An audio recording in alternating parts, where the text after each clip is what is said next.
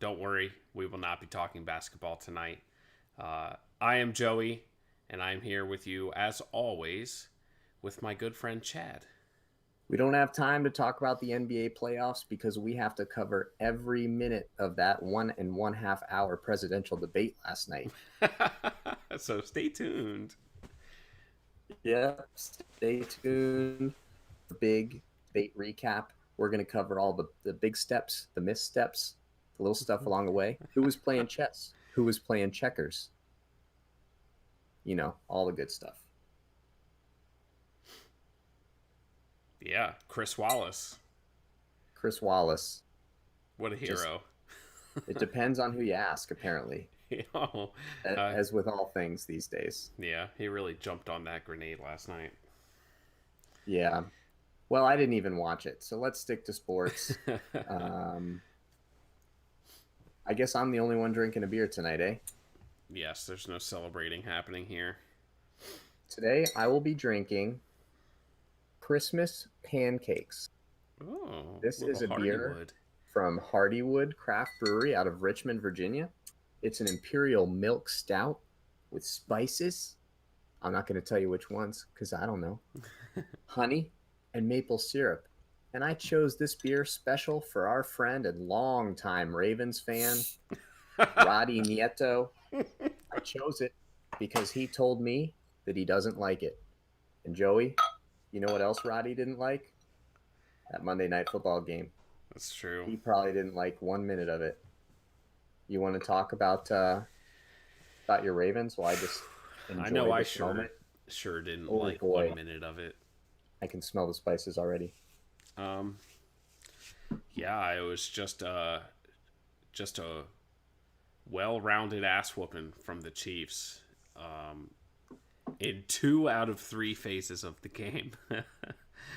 But it turned out that that third phase didn't really matter much.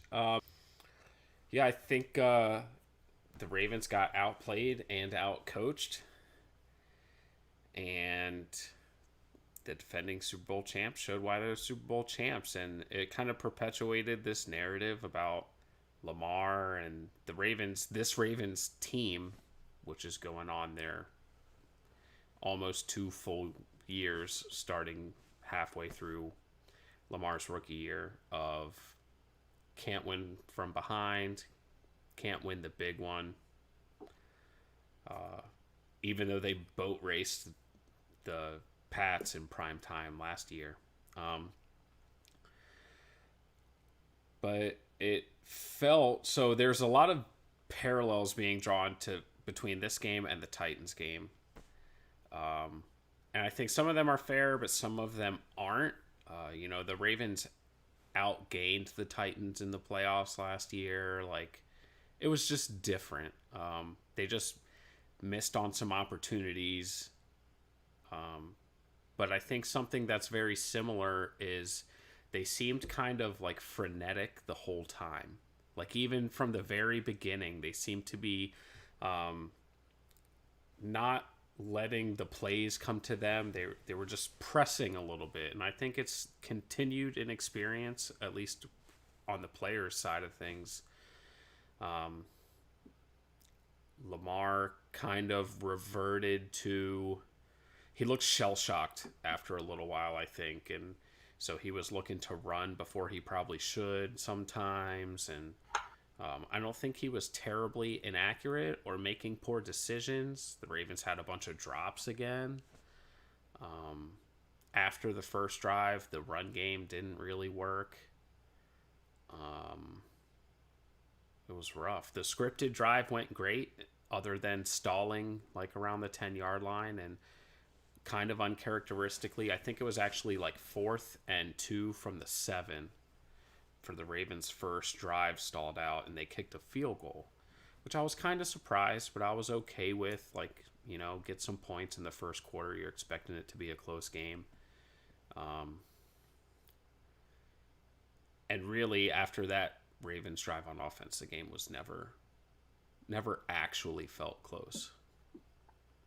Do you think we should take some time to celebrate the Mahomes underhand touchdown pass to the fullback, or should we No, go straight to the sweet Russell Wilson rainbow drop to Tyreek, or should no, we skip all the way to the second half and should we yeah, take a minute to celebrate the touchdown to Eric Fisher, who has no. only ever None been of a those joke? are any of the things that I think So, the best pass that he made all night was getting crushed in the pocket and throwing the ball up to Mecole Hardman on the double move.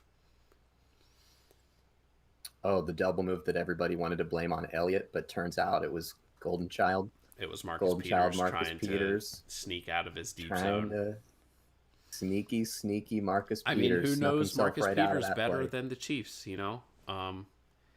Yeah, so that was also kind of a microcosm of the game. Patrick Queen got just absolutely abused by like all the screen action and motion and things like that. I really do think, and it kind of goes with the frenetic pace that I was talking about. Like the Ravens are a very aggressive team by scheme and also like in application on the field. Like their players are aggressive, they have an aggressive style, and I think that they were just overplaying the game. Even Wink Martindale, like it was very obvious early on that blitzing was not gonna work against Mahomes. Like with these guys, you got five pass catchers to keep track of. Like blitzing was just simply not gonna work, and they kept doing it. Um, yeah, it was a really rough game for me. Well, I guess we won't talk about all those sweet Patrick Mahomes touchdown passes. You I'll can tell you you can what, feel free to. that Eric Fisher one, I I mean, mean, I don't know what was it sweet wasn't, about it. We've seen that play like a zillion trillion times. it's that it was to him. It's that it was to him. You know, he was a first overall pick, like first overall pick. He's never lived up to his name. And in an absolute beatdown of the Ravens, he got to have a nice little moment. It was just really nice. I didn't even notice that Patrick McQueen was struggling in coverage, and he eventually got taken out of the game for Chris Board. Yeah, I learned that from the Film Study podcast. I just noticed he couldn't tackle Clyde Edwards-Helaire. He just couldn't do it. But to his credit, I don't want to just make fun of Patrick Queen. There is not a one Raven that can tackle Clyde Edwards-Helaire. That's what we learned in that game. Sometimes 2 to 3 Ravens could do it, sometimes 5. So that was a problem. I liked I did like a couple things they did on defense. It's just like with such a good offense, it's only going to work for so long. I liked how they lined all their front seven up on the line of scrimmage so that Mahomes couldn't tell who was going to be rushing. And it looked in the first couple drives like it was confusing them. And then they seemed to start running these play passes where the receivers would cross each other in the first middle third of the field. And as the cover people were coming backpedaling, and the corners were coming across, it just turned into this big jumble. And the Chiefs knew where they were going, and they didn't. So you got a lot of wide open players doing that. And and after the first couple drives, the Ravens sort of stuck with it a little bit, but it stopped working at all. But it did work a little bit. I mean, you got to give them credit. Not many people slow the Chiefs down for very long. Um, that was pretty good. How about we take just a second to talk about a rookie highlight? Right when the Chiefs grabbed momentum early in the game, Duvernay. yeah. Duvernay. Big kickoff return for a touchdown. Rookie. First kickoff return in the NFL this year. That's right. So great play. The Chiefs, I mean, he really floated the kick high. It was like noticeably a different trajectory. And you're like, oh, they must be like trying this. But even it was shallow. Like I think he Yeah, caught it at the 7 or the 9. yeah. I think it was a Um, 93-yard return. and we love our Patrick Ricard. He made the first block, and then Duvernay turned the corner on one of the Chiefs' backup linebackers and showed some real speed to get around that corner. So you got to be excited about him. I'm still a Prochet guy. I, in the preseason, projected Prochet to be better than Duvernay. I'm not letting go. Not letting go. You score one special teams touchdown, you're not changing my whole narrative, sir. The But subsequent punt return, Prochet was out there. yeah, he does the punt returns. He's But been fine. the for those of you on that want to follow with Duvernay, John Harbaugh was asked about him, asked if he has earned more of a role in the offense, and Harbaugh said that he thinks he has. So we'll see if that is just lip service or kind of comes to fruition. Haven't really seen him on offense other than week one, but Yeah, we'll see. it's tough to kind of imagine what that's going to mean. I mean, Snead gets in there and Boykin has been doing pretty well. We'll have to take some time in an episode later this year to talk about all the guys we compared. I think it's going to be a really interesting comparison, actually. I think Boykin's been much more consistent, but in their offense, that doesn't mean prolific numbers. Right. So it's just tough to kind of carve your niche out in that offense. I also thought the Ravens had a nice, I guess I'll call it a third quarter. They came out and they kind of grabbed momentum and really almost maybe made you feel like they were going to maybe win the game. The Chiefs had a fumble, and then the Ravens kicked a field goal to make it, I think, 27-17. And then the Chiefs failed on a 4th and 1 at midfield. And then Gus Edwards, he is never going to be the bus, but he was definitely the Ravens' best running back on Monday. Yeah. And he just cruised. And then you get yourself a nice little Boyle touchdown there, which sucked because I have Mark Andrews on my fantasy team, I but that's fine. know. Um, It was a but Mark it, Andrews type of catch too. Like, yeah, ugh, and that made the game 27-20. So, if you want to take a game in which, I mean, effectively your team was embarrassed in yeah, almost every moment, you got like an 8-minute stretch where you were able to climb back legitimately into the game against the best team in football. And that is no longer a debate anymore. The Chiefs are the best team in football until proven otherwise.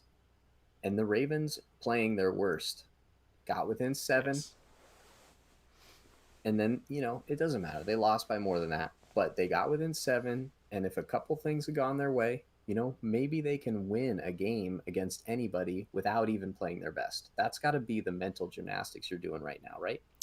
yeah, yeah. That is the only silver lining. Is so it was a 27-20 game. It was the first half that was just unbearable, miserable, awful. It was awesome. Especially on defense for the Ravens. So, like it was, I think it was 27-10 at halftime. That might be wrong, but the Eric Fisher touchdown was the only score for the Chiefs in the second half. Is that right? Yeah. Yep. Yeah, I that's mean, right. so obviously, if you're the Chiefs, they were definitely, and even kind of from the beginning, other than like, it didn't look like, in contrast to the Ravens, they weren't pressing for the big plays. They seemed very down to sustain long drives from the very beginning. They were very patient, methodical. Yeah. They waited until they had the Ravens right where they wanted them, third and Yep. 14, and then just threw 50-yard touchdowns. But from the very start, the Ravens defense seemed on their heels, and just didn't have an answer schematically at the very least. I'm going to try and lift your spirits up a little bit. Did you notice Tyreek Hill in motion pre-snap at all? Is that the funniest motion offense in the NFL by 1,000?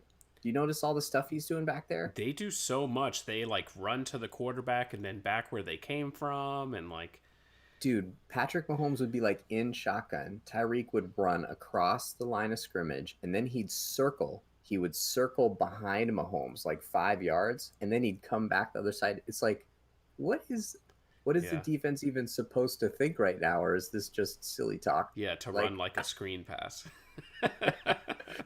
it was so fun. I love watching. That's my new favorite thing before the snap, because obviously once the snap takes place, it's all about Mahomes and the magic. But how about that jump, that fake jump pass? You know that Yeah, Marlon yeah, Humphrey, oh, that was and some stuff. he was so close to getting sacked by Humphrey. There were so many moments, the deep pass to Hardman on the double move. He almost got sacked. He almost got it was would have been a guaranteed strip sack by Bowser. Yeah, but he just took that little step. That's just Yeah, that wizardry, yeah. pocket wizardry. And I know this will blow smoke up your ass. As far as the frustration of not being able to get at a quarterback, it was very reminiscent of, I think, the '08 AFC Championship game, the Ravens Steelers game, and Ben. And it's a different style of not being able to get, but the Ravens were getting home on Patrick Mahomes. But he was just making shit. He was just better. He was just making shit happen. I Yeah, think 30, 29 or 30 quarterbacks in the league probably get sacked like 4 or 5 times in that game. And I don't think the Ravens sacked Mahomes once. there's only two other quarterbacks in the NFL that can jump in the air while being rushed by a defensive back and still elude them, and that's Lamar And Jackson and Russ. Russell Wilson. And he did it, and he was laughing about it, Yeah. and it was hilarious. I'll say a couple nice things. Well, one nice thing and one other thing that I think you need to work on. I've found Calais Campbell to be tricky to assess in the early games. I think that generally speaking, it's agreed upon by people that get to watch the game more than me that he's really impacting in a big way in the middle, especially in the run game. The one thing that I have noticed pass defenses. He is breaking up screens Yeah. and short passes, and like he is taking away first downs and touchdowns in the case of one of his pass deflections on a screen that the Chiefs ran, where I think the Ravens, it looked like they had five total players on defense based on the camera angle. There's nobody that was going to stop that screen. Um, so you got to be pretty happy with Calais Campbell. On the other side of the fence and on the offense, part of what I think got to Lamar is that he loves working that middle of the field so much. And the Chiefs were clearly bracketing Mark Andrews with like between two and everyone. Like Yeah. sometimes it looked like six guys were converging on Andrews as he was throwing the ball. And he just kept at it. He was like, I think I can do it. And he almost did a He couple times. even He threw a beat him on couple. that long pass that Yeah, couldn't Andrews. quite reel it in. Yeah. But it felt a little bit to me like as Lamar grows, he'll be able to let go of his binky. And right now, his Yeah. binky is Mark Andrews in the middle of the field, Yeah. and he needed it. He was tense. They were losing. It wasn't going his way, and uh, and they just did a good job of really hold bracketing that middle of the field really well and not letting him do it. So I'll be interested to see what they scheme up to try to create easier outside throw opportunities. You know, if you say Lamar, one read, two read, go. And then he's, looking outside and opportune. Maybe that'll help him get more comfortable with that stuff because he clearly has the arm to do it. But he wasn't comfortable and he was looking for that comfort zone. Chiefs didn't give it to him. So big win from the Chiefs, 34-20. Do you want to linger on this game any longer? I don't want to make you cry or anything. No, we don't need to. The only other thing that I'll say to Ravens fans out there is, you know, during the Patriots run of being really good, almost like clockwork early in a season, they'd get absolutely shit pumped on a primetime game by another team that was contending for the playoffs in the AFC, whether it's Houston or Kansas City, did it a bunch. Um, there's a lot of season left for this team to change, and we'll see how it goes. Mahomes lost his first two games to Brady. Like, we'll see. Yeah, you'll be fine. Last point of note for our Facebook people, this is a honey badger. This is the shirt I wore to the Super Bowl last year. Go Chiefs. What game you want to do next? They were all Sunday at 1. Ugh, We could do. they were all It freaking was. turds. There were some pretty bad football being played. You want to start with Why don't we start with Cleveland? You want to do Cleveland? Yeah. You want to do your other team, your Yeah. second team? Hey, you got to At win least this one of week, my dude. teams got to win Yeah, this you week. got to win. You got to win. Ugh. I am going to not be super kind to your team. So if you want to introduce this in the most favorable way possible, this is your big chance. I don't know how favorable you can be about it. Baker was like efficient as a passer. He didn't lose the game for them, so that's good. Um, Chubb got going. They fed Chubb a healthy bit. Chubb and Hunt. The offense has to go through Chubb and Hunt. So this was a very back and forth game. Um, the artist formerly known as the Redskin Potatoes had a lead late in the third quarter. Um, After the end of the first half kind of self imploding and two turnovers that gave the Browns a two-score lead at halftime. And then it just I mean, disappeared in the third quarter. Um, it was kind of like the Washington football team out Browns the Browns. Like the Browns tried to lose this game dude, their damnedest, they so did. Would and you they just mind if couldn't. I do a brief tour of the scoring in this game and how it happened? Yeah, go for it. So on the first Redskins drive, Denzel Ward has a gimme interception. He catches it in his belly, but Isaiah Wright, who you've never heard of, but he plays wide receiver for the Redskins, crushes him. I mean, he crushes him. He gives him the Sean Taylor treatment. I mean, blows him up. And Inman scores a couple plays later to give the Redskins a 7-0 lead. Then on the next drive, Odell Beckham Jr. plays defense on Yeah, one of the worst he gives field the throws of the season. And he takes an interception away from Troy Apke. And shortly after that, the Browns score 7-3. So here we go. This is the trend here. Teams are doing total dumbass stuff, and points are coming out of it. Haskins shortly after has a terrible overthrow. I mean, I don't. It was kind of like a Ben Roethlisberger interception, honestly. If you want to call yeah. it. Chubb immediately breaks 11 tackles en route to like a 30-yard touchdown. Browns are now winning 10-7. So Haskins, pretty bad pick. Browns touchdown. Was that the Carl Next, Joseph pick? yes. Oh, I forgot about So that. That's yeah, important too because he has this huge return and he freaking fumbles it. He fumbles the return. Washington probably should have recovered it, but the Browns manage to get on it. This is the comedy of errors that really was this whole game. Thank you for reminding me of you're that. I welcome. lost track of that. Then, how did this turnover happen? Oh, Haskins had his first stare down interception of the day. There would be another one. He just literally locks eyes with his receiver. I don't know, maybe during the huddle and never breaks eye contact from that point forward. Browns linebacker makes a nice read, jumps it. Shortly thereafter, touchdown, free. It's like they're already in the red zone basically with Yeah. that interception. Now it's 17-7. Then the Redskins have a nice drive. They score a touchdown, but they miss the extra point. 17-13. Can anyone just play good football for a whole sequence? No. Then what's the next one? The next turnover. 17-13. Nope. I don't know. 4th and 2, Browns 12. How did it get to 17-20? Oh, Inman. Inman again. Yeah. Oh, that was the nice Redskins drive. So they had a nice drive to take the lead. That was in the third quarter.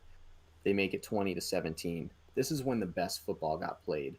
The Redskins had a nice timing kind of receiving thing going. Gibson was running pretty well. JD McKissick was actually running really well.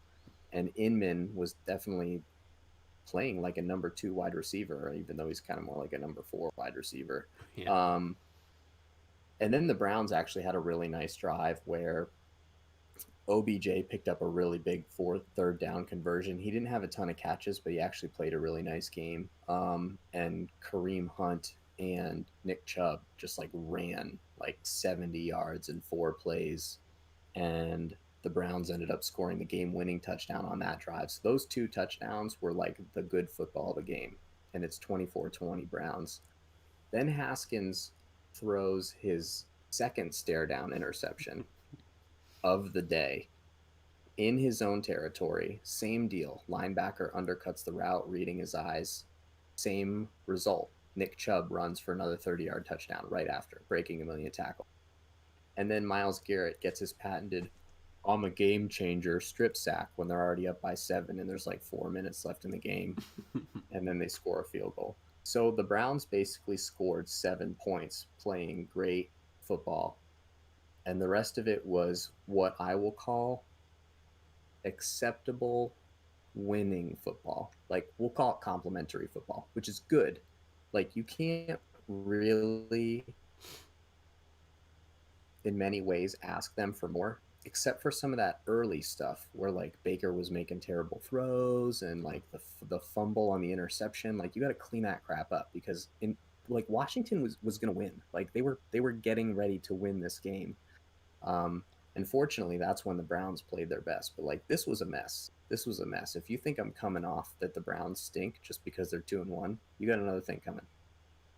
Yeah, the Browns gave the Washington football team this game, but dare I say, the Washington football team were a bunch of Indian givers, and they just gave it right Ooh, back. way to just not let Washington be politically correct. Just don't even allow it. You should try to make some. Oh, we don't really cover them, but we'll each play them. So you have an Yeah. opportunity to make that sort of reference every time the Potatoes Yeah, play a team this year. And I hope you accept that challenge. I do. Um, I'm probably being a little bit hard on the Browns here. They played a pretty decent game. The running game was again, I mean, the Yeah. running game. We're going to be saying a lot of nice things about the running game, about the I thought that the offensive line, particularly in the running game, represented itself well against like a clearly really good front offensive Who defensive lost Chase line Young from in this game? That's going to be and important in the important but still coming up good. here. We'll talk about it, but they're still good. Like it would be better with him by a lot, but still good. Um, the running game was great. Mayfield only made one really bad throw, and OBJ bailed him out. Hmm. Um, so I think like that the Browns would have beaten 5 teams in the NFL with this type of performance this week, and they happen to be playing one of them. What do you Yeah. think? Harrison Bryant got a touchdown. That was nice. I wrote that down, but I was too focused on all the ridiculous Yeah. turnovers. I think the Harrison Bryant one was actually one of the first couple. Yeah. So Baker's final line was 16 of 23, which is a little bit. It's around 70% completion for 156 yards and 2 touchdowns. And so you see the 156 yards and you're like, eh. But that's all that the Browns need him to be right now to win games. Like Yeah. the running game is, they have the best backfield in the league. And I don't think it's really close. I can't think of another, like, Chubb and Hunt would start on almost every team in the league, Yeah. you Either know? one. So, um, so Baker was everything they needed him to be. He didn't lose the game for them, and that's it. That's all Yep. that mattered. Thanks to OBJ, there were no Browns turnovers, and Yep. that's going to be key. And until the Browns healthier on defense, even if Baker's playing well, they still want to make it a lower possession count game because Right. they want their defense on the field less. So even when Mayfield's playing his best, let's call this game his best. One god awful throw, and who knows what happens with it. Um, I'm not totally unfamiliar with that style of football. Ben is probably like one god awful throw every 2 games. That might just be me homering. Maybe it is every 1 game. I don't know. Yeah, it's a winning performance though. So Cleveland is now 2-1, firmly tied for second place in the AFC North, thanks to a big time win against the Potatoes. should we dive into the other um, trash panda The other poopy style? game. Yeah, let's Yeah, do it. let's do it. This is my team, my Bengals, my poor Bengals, man. They just can't quite get it, can they? They just can't. They just. So the Bengals and the Eagles, if you follow sports, probably you know they tied 23-23. This is a tradition. They do this a lot. They do it. The last time they did it was I Eight think years ago. 2000, yeah, 2012, when Donovan McNabb famously pondered what would happen if they tied in the playoffs or the Super Bowl. It's like I don't And even know. I can't even imagine. thank goodness we haven't found out yet, Donovan. Thank goodness. Um, this game, what can I say that's good? I love my Bengals. Joe Burrow is carrying this team on his shoulders. I don't Yes. know why they're letting him do this, but he seems up to the task. He's throwing the ball. I think he threw it like 50 more times. Maybe it was 45. It was like high. A lot more I throws think it was again like this week. 48. Yeah. And watching the game, it didn't look like Mixon was doing terribly. They just seemed to like running this spread offense. Um, I'll eat a little bit of humble pie here. I believe that I said that Higgins would be firmly entrenched as somewhere behind everyone on the wide receiver depth chart for the Bengals, and the Bengals left John Ross on like as a healthy scratch. He didn't even dress for the game. Higgins was their number three. He was didn't use any of the stuff I said to affect your fantasy lineups this week because wow, that was not well seen by me. So he appears to maybe be their number three wide receiver, but it's kind of hard to say because they also scratched Auden Tate as a healthy scratch earlier in the year, and he's up there making a lot of catches that were pretty clutch in this game too over Mike Thomas. Yeah. So I'm not sure if I think that the Bengals are being really clever with their wide receivers or if maybe they don't know what they're doing. I'm going to say they're being really clever. You don't even know who they're going to dress, so you don't know how to game plan. Genius. I love that. Um, so the wide receivers played pretty well. AJ Green did not win his matchup with what's it, Darius Slay. We No, he were did we were not. keen on watching that. He was held pretty much as a non-factor. Um, Wentz is bad.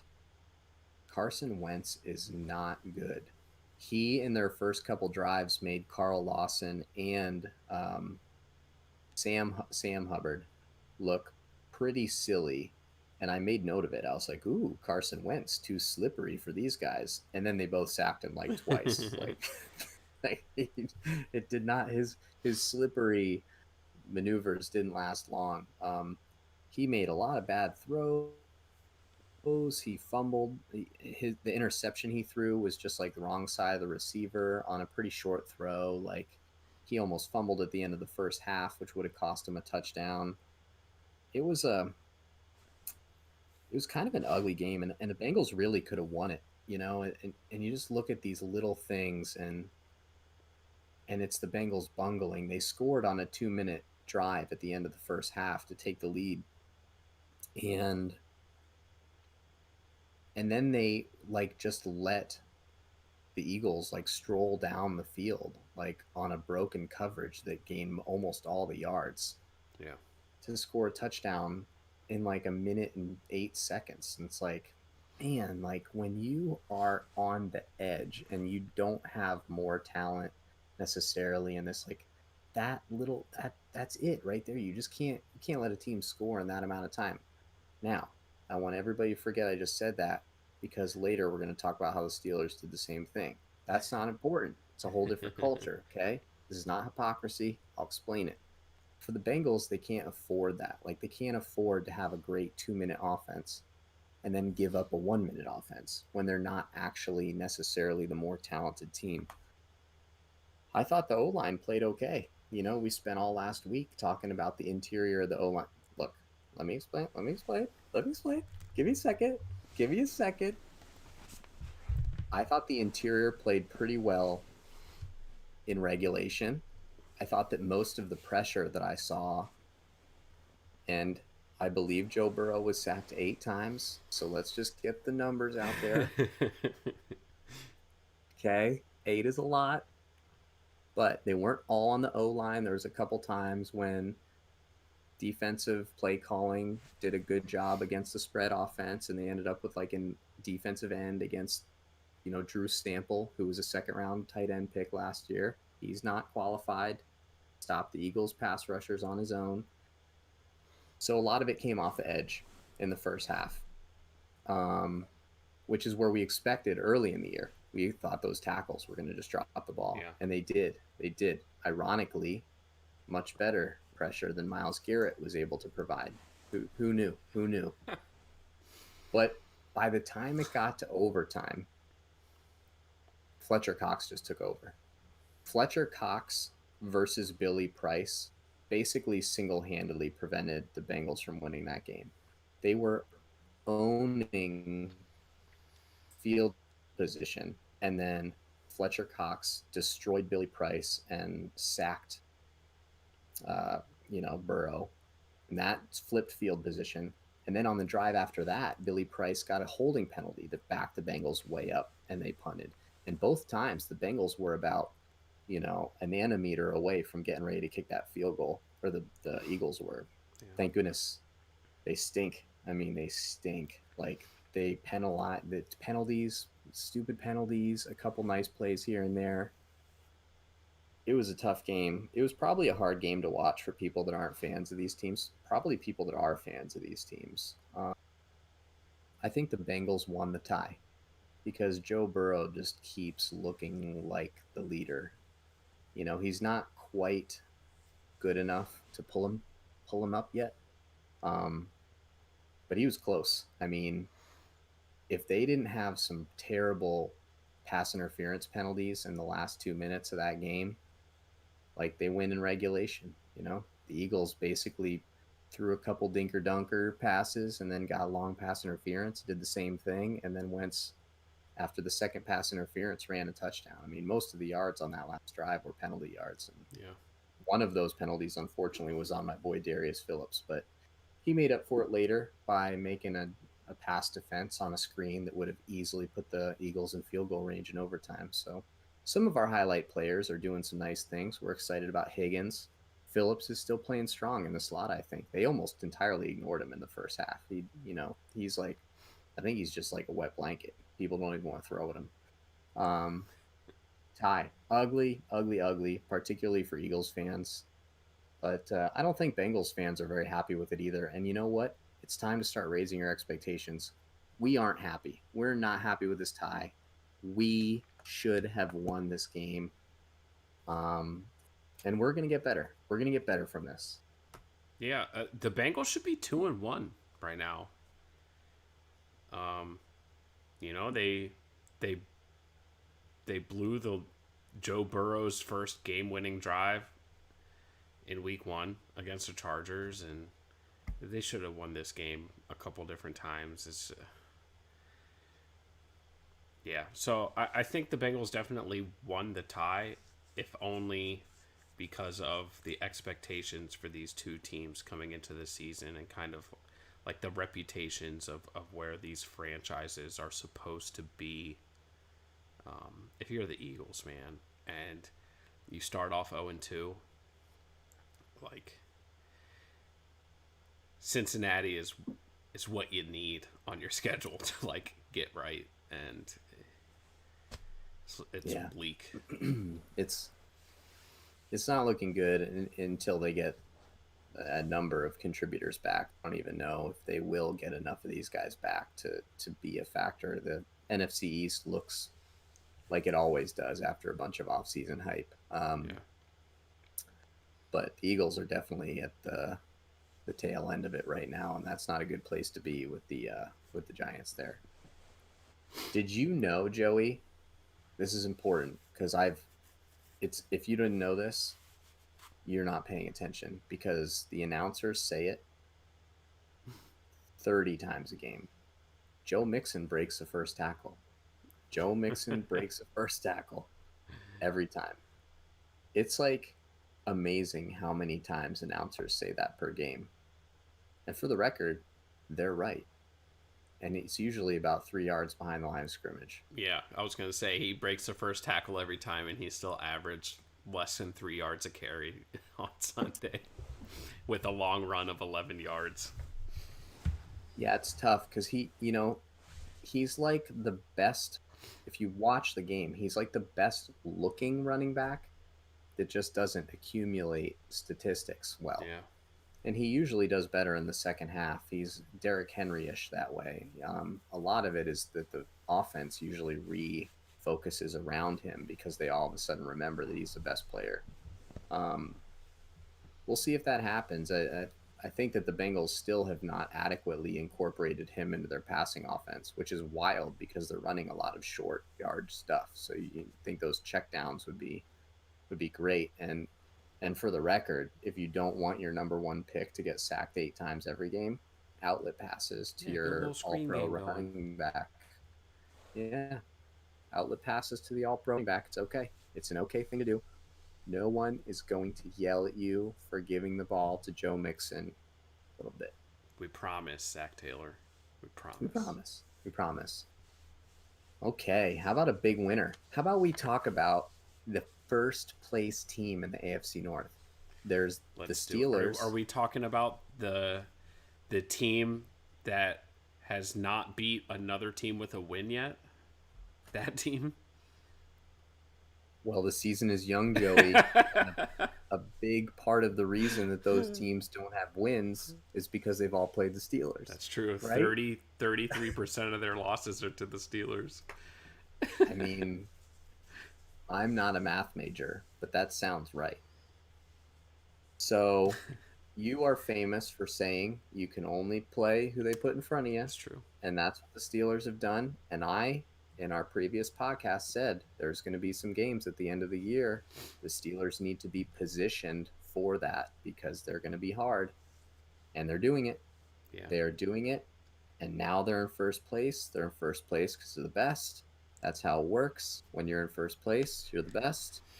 Feels really good. How do I sum up this 28-21 Steelers win? Let me start by asking you a question. Do you remember that awesome play that JJ Watt made? Yeah, No. me neither. Me neither. Because it didn't happen. Chukwuma Okorafor. We love Zach Banner. We will always be a Zach Banner podcast. We love you, Zach Banner. But in your steed, after a very serious battle for that starting right tackle position, Chukwuma Okorafor, although he lost that battle, was ready. He was ready to start. And he handled his business. He handled that business. JJ Watt was our biggest concern on defense, and he just like was a non-factor. And they move him around the line, so it wasn't all Chukwuma. But it was often because you know that of that whole line, that's the matchup that they thought was the easiest. Yeah. So that was great. I mean, that was to me the big thing. Um, there were a couple things out of this game that the Steelers did that I wanted to talk about. I'm not going to try and do like an every score thing the way I did for the Browns. I thought that was really relevant because of how ridiculous Yeah. all those setups were. Number one, Megatron has a firm a firm role in this offense, and it's one that I did not expect. When the Steelers line up in jumbo with only one receiver, he's the receiver. And they Makes do some sense. cool stuff. That's how they ran the jet sweep that got the first down and the that beat that ended the Giants game. Um, and they do it here, and they will run him deep or they'll use him as a blocker, and it is really fun. Like that is a fun little combo there because you only have one route, but he's so big that if that team brings their safety down and you've got a 6'5" guy that can high point the ball, we've seen it happen now, like that is cool. I like that we thought that he was going to be a red zone guy, that that's the plays they were going to teach him first. But it appears that the very first stuff that he was brought into was that package, and and I am very excited about it. It's very particular, but the Steelers use it a handful of times a game, and it's just fun. He did have a big 3rd down and 9 catch that he almost fumbled the ball out of the end zone. That one's for free because you're a rookie. Okay. That one was for free. Now you know. Now you know. So we can't have that because that could have cost the Steelers the game. They were losing at that point. They scored the touchdown that would win the game on that drive. So that was a big deal. What was the other thing that I thought was really cool? Say something about the game while I try to remember that. Yeah.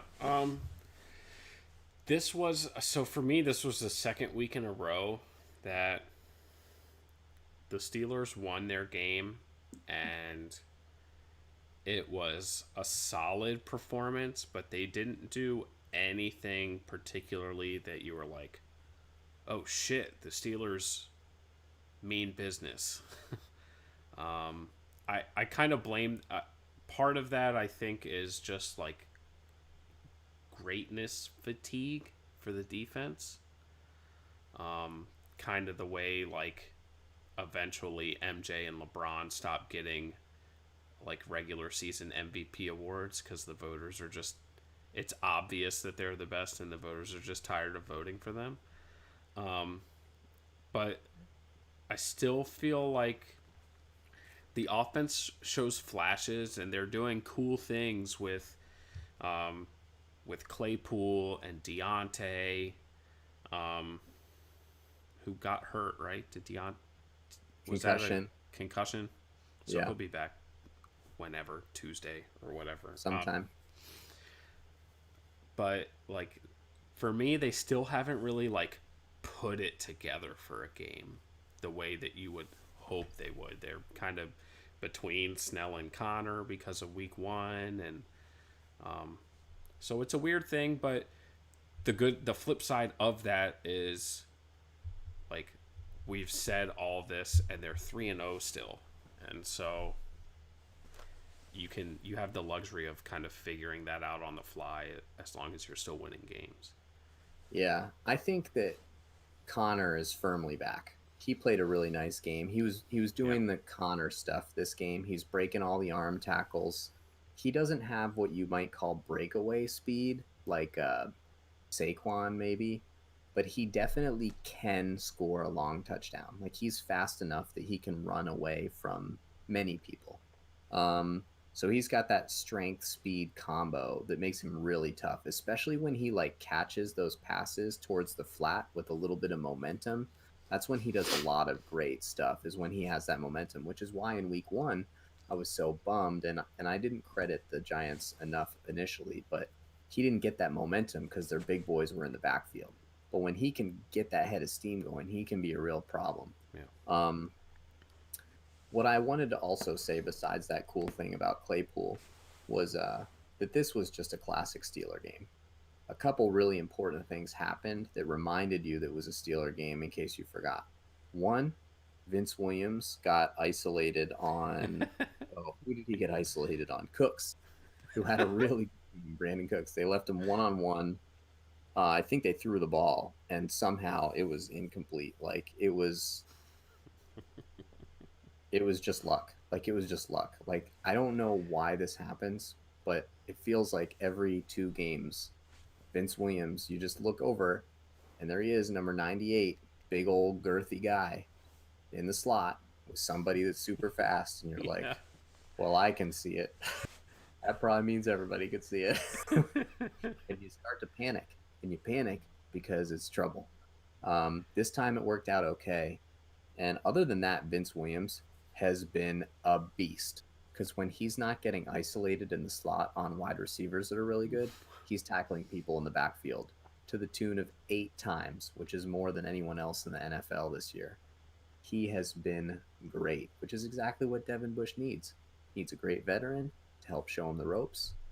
So that's been fun. Vince Williams, we all got our little heart attack when Vince Williams was out there with Brandon Cooks trying to guard him. So it's good to know that we haven't taken that out of our defensive scheme. Yeah. Everybody needs a challenge. Also, speaking of challenges, Mike Tomlin lost one. And at this point, I think it's like a cultural thing because it it was shit. It was shit. Ben Roethlisberger dives for the first down.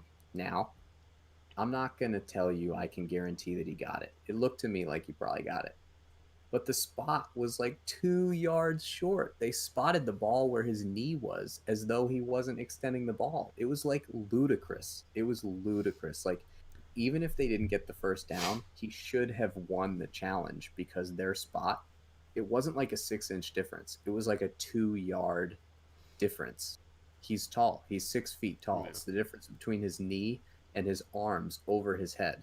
Like, I couldn't believe it. The only saving grace was that Chase Claypool drew a pass interference on a fourth down conversion play on fourth and short from, I don't remember if it was a jumbo package or not, that put him like on the 1 yard line and they scored a touchdown. So football karma aligned itself immediately, but you can safely say that I was extraordinarily upset.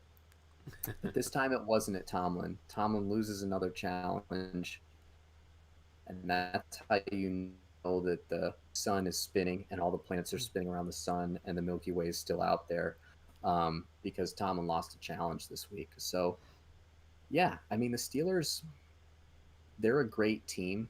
That they don't always look great. Like, they are not a team that blows people out like the Ravens will. Like, I don't think Yeah. we can expect that to happen more than once or twice this year. They'll blow somebody out because they're pretty good. And they'll get it together and really be jiving for a week or two. But and it might even be against a good team. That's the funny part. Like, they might blow out a team like Dallas. Like, they might.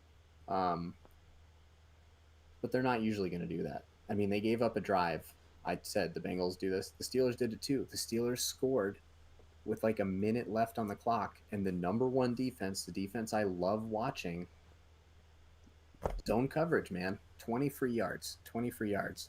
And I wrote it down. And I think part of this was the fear of Deshaun Watson, which makes me very nervous about future Ravens games because like they seemed to be actually like halting their pass rush. On one of the plays on that 1 minute drive, Stephon Tuitt seems to have the corner, like to turn the corner, but he's the outside guy. So he stops. But then he's like, now. And then he runs around the corner, and then Deshaun Watson like runs where he just was. So he like couldn't contain himself. Dog chasing a mail truck or whatever. Yeah. Um, it's like, dude, if you were gonna do it, you should have just done it before. You would have had less of a corner to turn. You had the momentum. So the defense struggled in coverage in the first half. I'll be honest, I wasn't able to really discern what the defense did so much different in the second half that helped them. But I think some of it had to do with unleashing the pass rush a little bit and saying like let the chips fall where they may, but like get after him. Don't try to just let him pick it apart because even when they were running four and kind of doing this kind of hesitant stuff, the 8 people that were in coverage weren't getting the job done in the first half. So we'll keep an eye on that. I think that 3 weeks in, it's okay to still be a little nervous about the Steelers' defensive backfield. Cautiously optimistic, but so far they have been the weakness of the entirety of this team. Agreed. But 3-0, top of the division, 28-21. So, should we look ahead to next week at all? Yeah. You want to start with the Steelers since this is a big mess? Sure. The Steelers may or may not play next week. We're going to assume they're going to play. They play Tennessee, who, as of today, and hopefully I will upload this podcast so this will be relevant. There's been like 8 confirmed cases of COVID in the Tennessee Titans organization. Some of it is coaching, some of his players, some of his practice squad players. So they've delayed the game. It might be played on Monday night. It might be played on Tuesday.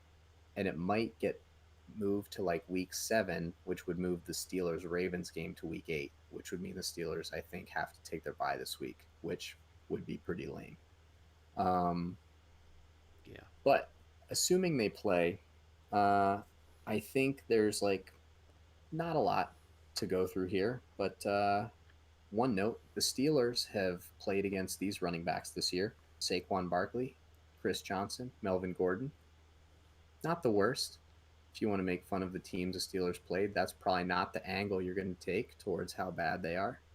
And those teams have averaged 54 rushing yards per game. So the Steelers are the best rushing defense in the NFL right now. And we don't need to hold on to that with a vice grip very early in the season. But great matchup with Tractor Cedo. I mean, if you can add Tractor Cedo to that list and still be averaging less than 80 or 90 yards a game or whatever, like, you want to hold him under 100, but like that would be a big deal. He's going to be a challenge. He generally gets going more later in the year, but they have been running him early this year, which is different than the Titans coaching normally does. They usually like to ignore the fact that he's amazing for like 8 or 9 games. Yeah. So that's going to be a big, big, big deal. The Steelers might do a Giants like uh, scheme, to really aggressively try and stop that because he's by far their most dangerous weapon. The problem is AJ Brown's pretty good. He's pretty good, Is and Tannehill good? he's good enough. I I think think he's is the good. answer. I think for the purposes of this week, you'd say he's definitely good enough. Like if Jeff Driscoll was good enough to get the ball to Cortland Sutton, he is definitely good enough to get the ball to AJ Brown. Yeah. Um, Brandon Cooks and Cortland Sutton played really nice games. AJ Brown is a different type of wide receiver, but the point is that the number ones can get it done. Like they can get in there and have good games right now. So, Minka, it's time. It's just time for you to have a big game. I'm not saying you have to have 3 interceptions, but I'm just saying we're going to have to be committed to stopping the run, and you are going to be the guy that helps in coverage against AJ Brown. Like that is going to be a huge, huge, huge deal. So, last point. The Steelers so far have held on to that defensive mystique by getting timely turnovers. This past week, it happened with Mike Hilton getting an awesome interception Mm-hmm. about the 10-yard line on Deshaun Watson. Tennessee has only turned the ball over one time this year. So this is a big, big time deal now. The Steelers either need to change their ways and stop giving up so many yards, or they need to get Tennessee to not be like themselves and get that big turnover. Um, and frankly, they should just score a bunch of points because Tennessee gave up 30 points to the Jaguars and the Vikings. So if the Steelers don't score a bunch of points, I'm just going to be pretty disappointed. Yeah, and then I think another thing to watch specifically when the Steelers are on defense, Jonnu Smith. So when the Titans aren't like hammering Derrick Henry, um, Tannehill, especially in the red zone, he loves to throw these high passes. AJ Brown's a tall, long guy. Jonnu Smith is one of these like prototypical freak athlete tight end guys, kind of carrying the torch from Delaney Walker, who's been there for a little while. So he's another one to keep an eye on because That's a Tannehill good likes him point. a lot. He has like long touchdowns too. He's a big time after the catch guy. Yeah. So that'll be another kind of Terrell Edmonds Minka element is the trailing coverage, the staying over the top, the help to make sure these guys get brought down because AJ Brown and Jonnu Smith are both incredibly difficult to tackle. So there's going to need to be help. Joe Hayden's old now. You got to help him. You got to help him. He's a Pro Bowl player, but you can't just let him tackle AJ Brown on his own all day And or Jonnu. this is the only matchup of 3-0 football teams this week. So you know what Yeah, they say for one of these teams, the O has got to go. Or I like maybe that. they just won't play and it'll stay another week. Hey, and that would mean the Steelers stay in first place for another week. But that's not how I Yeah. like to do it. That's not how I like to do it. We want Tennessee. We want them. We want a chance to earn it. We're ready to play. We're ready to play a good team, I think, and I hope that they're ready to play too safely. We respect pandemics on this podcast, Yes. so we are not going to say that the Titans are dodging us. We're not going to say that. We're not saying they're cowards because we respect pandemics. So we know. You could call Mike Vrabel a lot of things. I don't think coward is one of them. Well, he doesn't have COVID, does he? That's right. Maybe he's too tough for COVID. Maybe. Who do you want to cover next? Every game is at 1 o'clock. Yeah, yeah, it is. Um, let's see. We'll roll with the Bengals next. Uh, The bit. Between these Yep. two teams, there's one win. Sunday at 1 o'clock. The Bengals. We talked about this in our season preview. The Bengals are favored in this football game. Called it. They Called it. are -3 point favorites, having the hosting the Jacksonville Jaguars and Minshew Mania. Um, the Jaguars just kind of got owned, pwned on Thursday Night Football by Ryan Fitzpatrick and the Miami Dolphins last week, um, which I don't think I didn't see it coming. Not like that. I thought the I Minshew guess I Mania is just kind tricky. of forgot that everybody expected the Jags to be tanking this year after they won in week one, and Minshew has been an effective passer, kind of in the mold of like a Tyrod or like Alex Smith's poorer seasons where like they're not going to throw for a lot of yards, but he's going to complete like 75% of his passes. Um, this is, I think the Bengals get off the schneid here and get a win. They've got to, They're on right? the They've got to. precipice, and they have been for a while. Uh, Burrow is figuring out. He's been spreading it around to receivers. Um,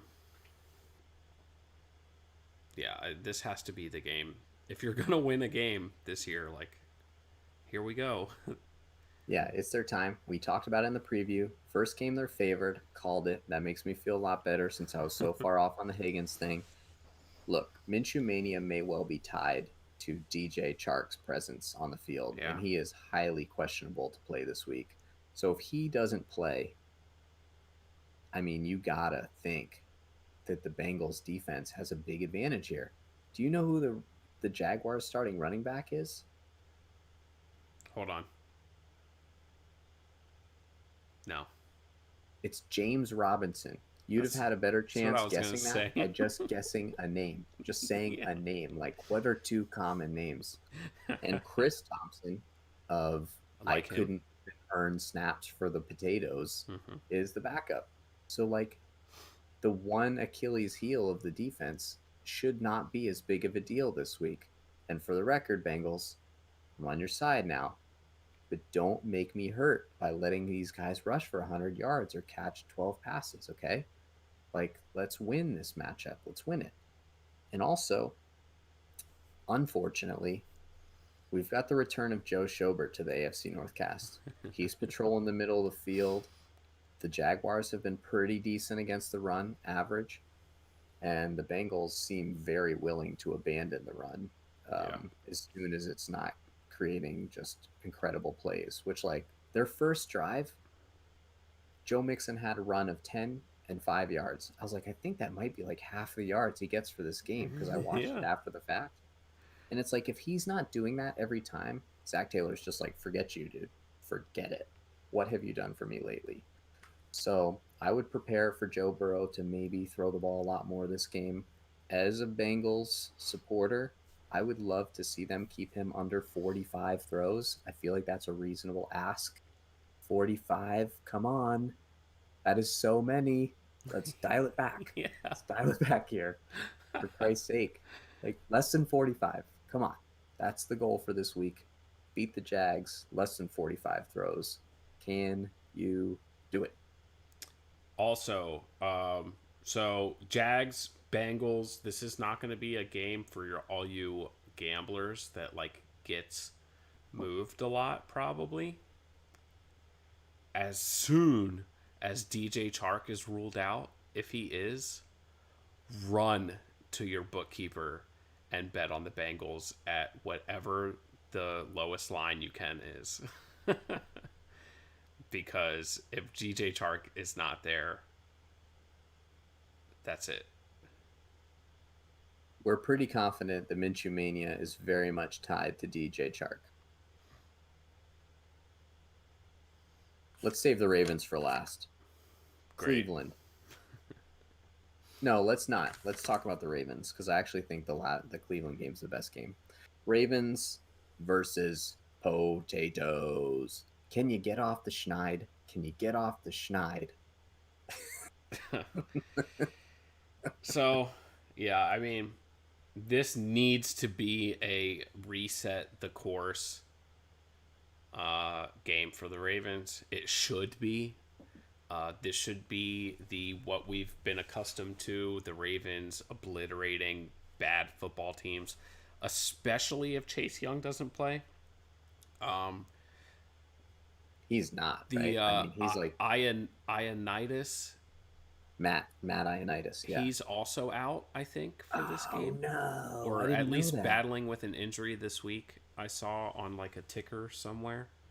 Ooh, I don't like that. So that greatly diminishes this really good unit.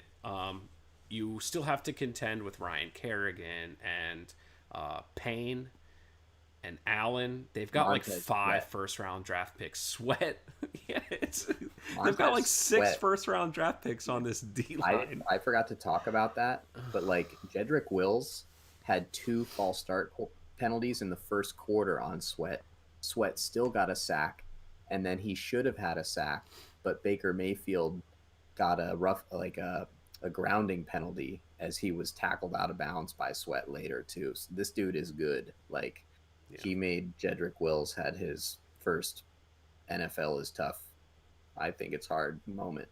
So So yeah, I would expect him to give the Ravens. Well, he'll be playing the good one, Stanley, I think, on the left side mostly. I don't think they move him much, so that should help you because yeah. Stanley's been solid.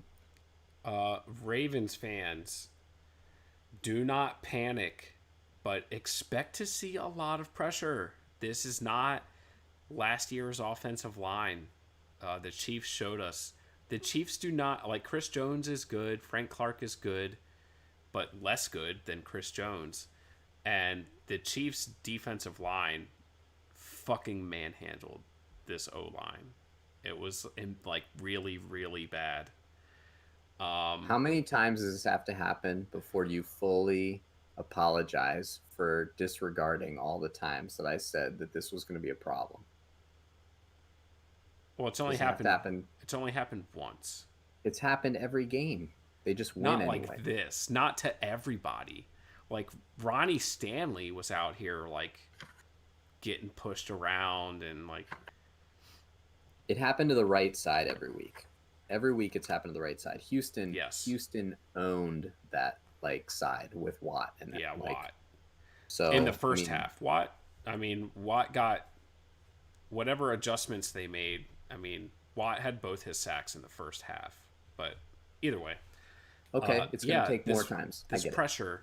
Um, the Ravens have to stick to the run. The good news is Dwayne Haskins and Terry McLaurin and Dontrell Inman and a tight end that used to play quarterback for Virginia Tech. They're not the Chiefs. And so that's fantastic news if you're the Ravens. The defense should pretty much be able to tee off on Dwayne Haskins. We saw this past week he will give you the football. I would love to see the D line get right in this game and actually get home and get some sacks. I tell you, if Matt Judon wants to like really get paid this offseason, he's gonna need to have to like produce something that people can see on paper at some point in this year. They do drop him into coverage like an unusual amount for a guy that's Yeah. like an edge rusher. So that's probably Also, really frustrating for him. something that's been brewing for me that I've noticed, and I want to bring it out because I think it may show itself soon. Matt Judon is potentially a dirty player. Uh oh.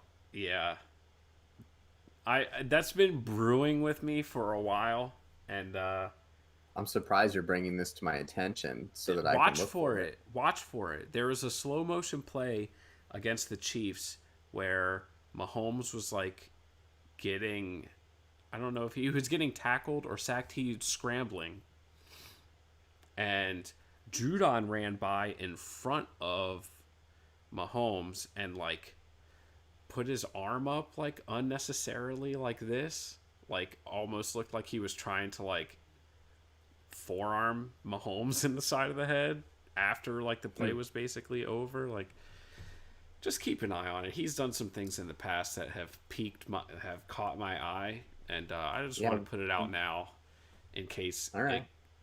gets attempted to be held against me as a reflection of the character of my football team. Okay.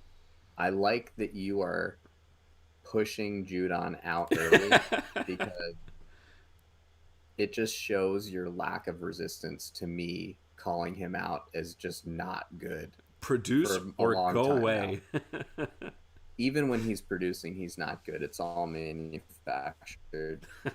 But back to the game specifically, I think that your point about the Washington skill players is good.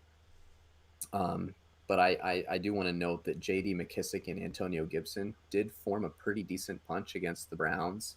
Um, and again, like you're right, like this needs to be a serious bounce back game. Like if the Browns are turning them over 4 times or whatever they ended up with, like that's what the Ravens need to be thinking. Like they need to be thinking, well, we're better than the Browns. Like we can create those interceptions and fumbles easily.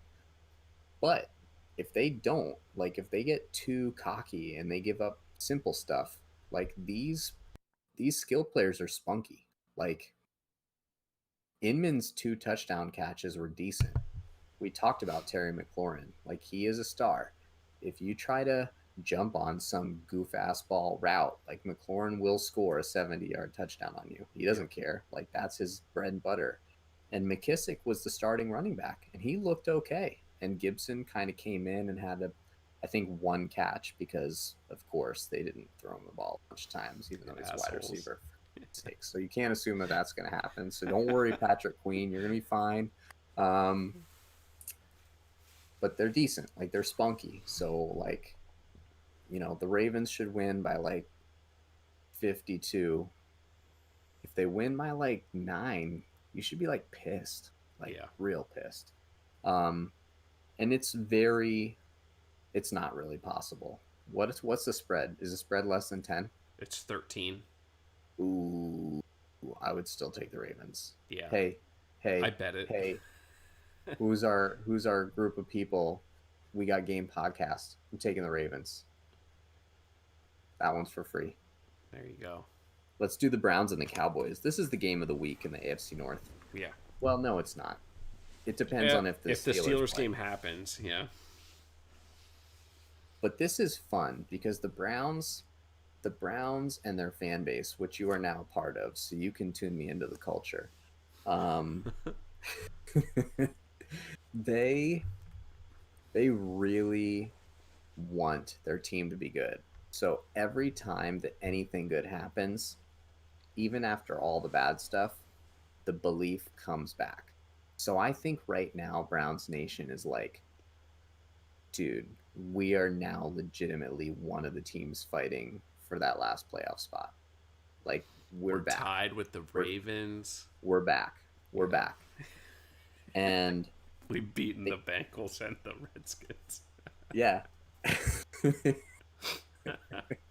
Exactly. But hey, we've talked about it as much as Anything we can make happen. fun. And now as a Bengals supporter, I get to fully make fun of the Browns. So this is great for me. Like they do have all the skill. Like they have all the skill. So I'm very excited about this Dallas game because Dallas, they score all the points. Like I don't know what the over is, and I'm not a better, but I don't understand a world in which Dallas scores less than 28 points in this game, right? Like they just score all the time. Yeah. And the Browns defense has given up like a lot of points. So they're still getting the people back and whatever. I think it's going to be a high scoring game. I think the only way the Browns kind of keep it low is by really ground and pound. But dude, their running game is almost, I'm not going to say it's like the Ravens, but the players are good enough that sometimes when they just run the ball, Chubb just scores from like 30, 40 yards away. He did Yeah. it twice last week. Like you just are like, hey, it's 2nd and 4, and Chubb just runs 29 yards for a touchdown when like any other running back would get 2 yards because everyone knows you're going to run the ball. Like they're just that good. So I'm thinking high scoring game. I'm thinking that neither defense is particularly good right now. They both have really good. Does every team that we talk about have like a really good defensive line? Am I just like an idiot, or do I think everybody's really good and therefore every single team is equal?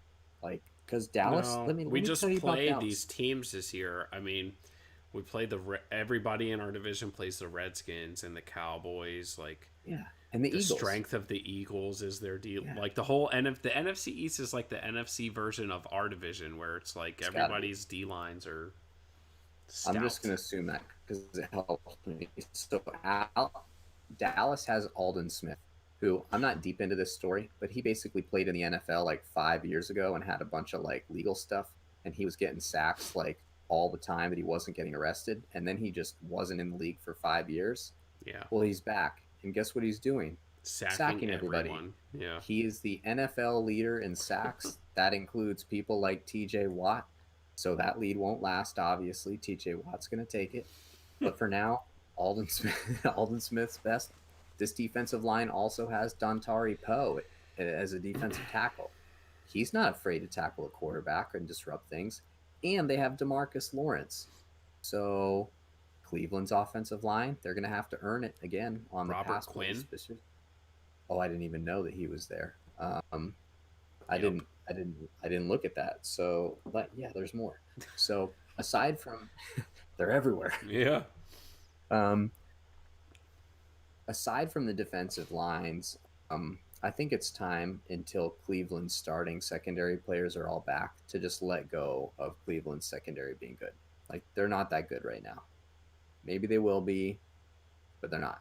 Yeah. Ow, Denzel cat. Ward is good. That's it. He is good. He's good at getting trucked when he's about to get interception. That's what he's good at right now.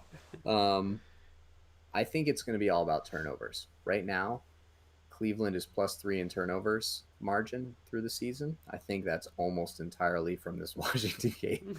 Yeah. Yeah. I think they were +4 in the game, but whatever. We're going to call them a plus turnover margin team. Dallas is -4. So if you have two defenses that aren't that great and you've got two offenses that are fairly prolific, we're going to call Cleveland a prolific offense for the sake of this argument. There's a lot that can be debated there, and I'm sure we'll get that opportunity next week to talk about it. But if they stick to the plan, play action, controlled rollouts to the right with Baker, running the ball all the time, throwing passes that Kareem Hunt can jump 19 feet for and catch with one hand, which we forgot to talk about also. Yeah. Um, they'll be fine.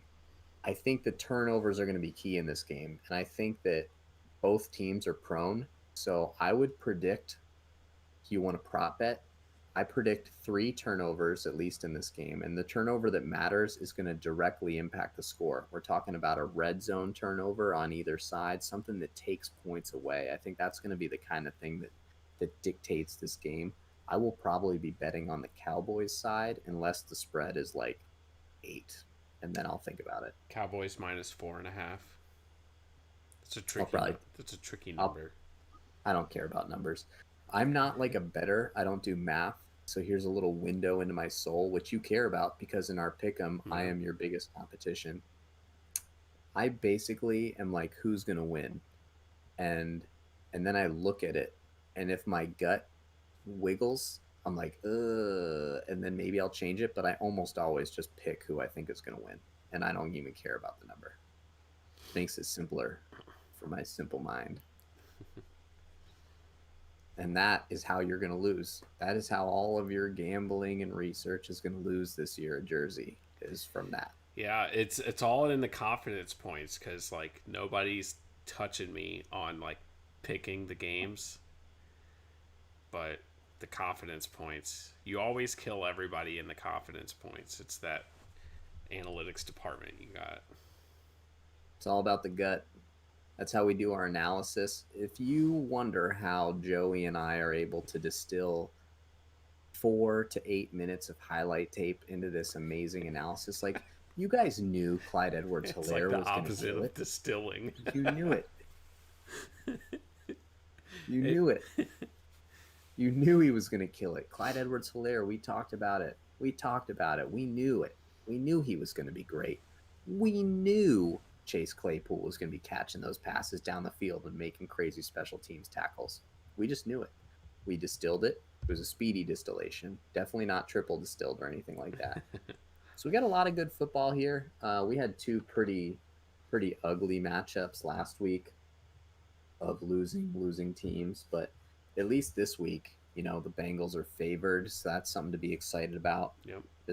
I really, well, actually, the Ravens potatoes game, you can basically ignore that if you're not you. Yeah, I need that. I need every minute of that. Yeah, that'll get you back to normal. I hope so. I think so. What do you think? Should we try and set up a special pod next week for maybe some Browns draft? Some Maybe draft it's about talk. time we talk about some of those draft picks and how they're impacting everything. Maybe a special update pod. It's certainly about time. Keep your eye out for that for Browns draft talk. And other than that, watch a lot of football. Yeah. It's fall. It's officially time. An expedient episode tonight.